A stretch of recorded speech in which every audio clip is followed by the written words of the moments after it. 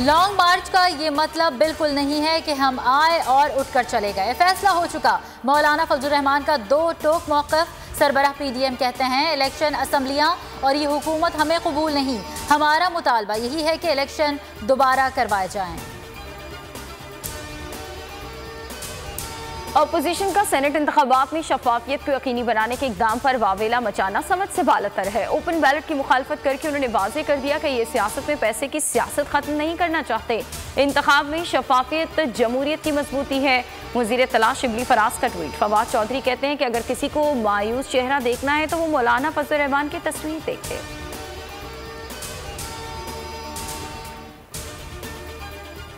Imran Khan U turn Khan और नाकाम खान बन चुके हैं। वज़ीर आला सिंध मुराद अली शाह की तनकीद। कहा ओपन बैलेट ऑर्डिनेंस पर सुप्रीम कोर्ट को नोटिस लेना चाहिए।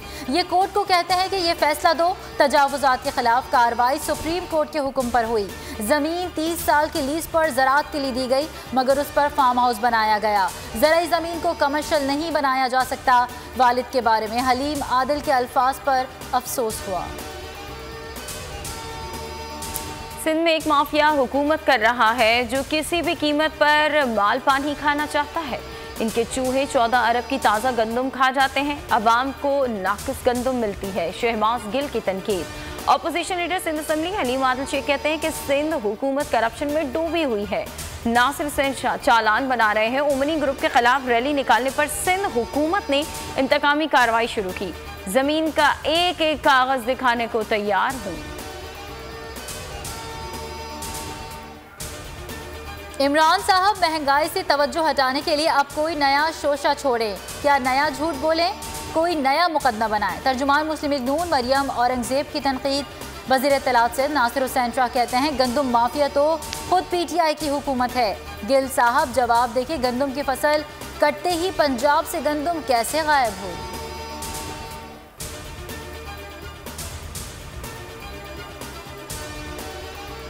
रावलपिंडी टेस्ट में मोहम्मद रिजवान की शानदार सेंचुरी की बदौलत पाकिस्तान की पोजीशन मुस्तहकम। जनूबी अफ्रीका को 370 रन का हदफ दिया। हदफ के ताक़ुब में मेहमान टीम की बैटिंग जारी।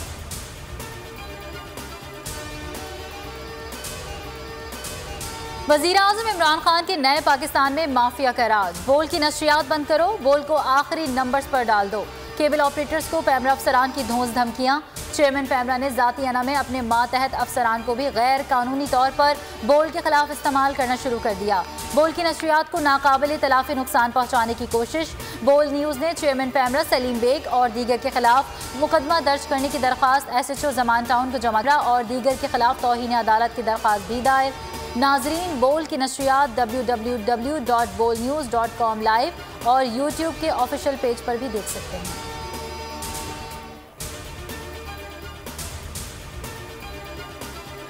और बोल न्यूज़ के खिलाफ पैमरा की मुतासिबाना कार्रवाइयाँ। सहाफ़ी, वकला और सिविल सोसाइटी का चेयरमैन पैमरा को हटाने का मुतालबा। 52 रोज़ हो गए। अवाम को हुकूमती एक्शन का इंतज़ार।